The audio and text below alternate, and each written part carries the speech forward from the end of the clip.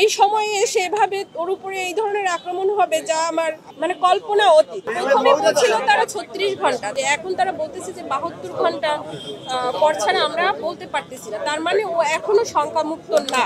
স্তব্ধ হয়ে গেছি, বলার মানে আমার এটা বর্ণনা করার মতো আমি ভাষা খুঁজে পাচ্ছি না যে এই বাংলাদেশে মানে আমি আমার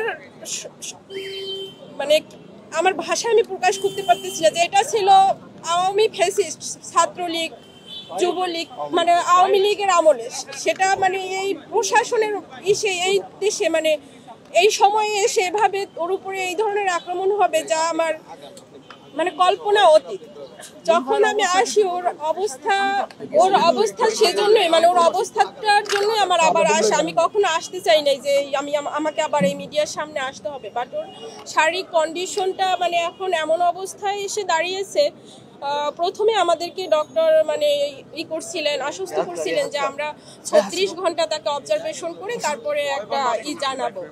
বাট ওর উপরে এতটা মানে করা হয়েছে, আঘাত করা হয়েছে শারীরিকভাবে, ওর ব্রেইনে এবং নাকে মানে চোয়ালে যে এগুলো হয়েছে, বা ইন্টারনালিও অনেক ওর মানে মেরুদণ্ডে। আর এখন মানে ওরা বলছিল যে ডক্টর বলছিলেন যে আমাদের 36 ঘন্টা পরে মানে আমরা বলতে পারবো যে তার অবস্থাটা কি।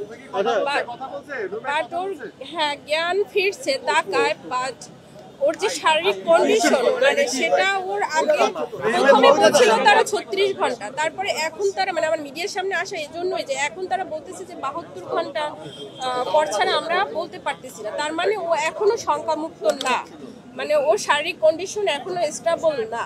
তো ওই শঙ্কার জায়গাটা থেকে আমার মিডিয়ার সামনে মানে আসা, মানে আপনাদের মাধ্যমে আমি যারা আছে দেশবাসীর কাছে ওর জন্য দোয়া চাচ্ছি যেন ওকে আল্লাহ তাড়াতাড়ি সুস্থতাই করেন। আর যারা এখন এসে আছে তাদের কাছে আমার এইটা বার্তাটা পৌঁছানো যে ওকে উন্নত ট্রিটমেন্টের জন্য মানে বাহিরে যাতে ওর চিকিৎসার ব্যবস্থাটা করা হয়, এটাই হলো আমার মেইন মানে আশা।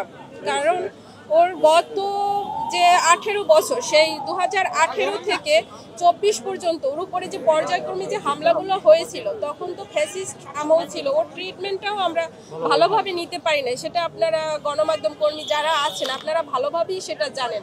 হসপিটালে পালিয়ে থেকে ওর ট্রিটমেন্টটা নেওয়া হয়েছিল, যার কারণে ওর ট্রিটমেন্ট ওই সময় আর শুধু হায়ার অ্যান্টিবায়োটিক দিয়ে ওর মোটামুটি একটা যে বলে পুরোপুরি ট্রিটমেন্টটা হয় না। হামলার জন্য তো অবশ্যই বিচার চাচ্ছি, যে যারা দোষী তাদেরকে যেন মানে অতি দ্রুত আইনের আওতায় আনা হয়।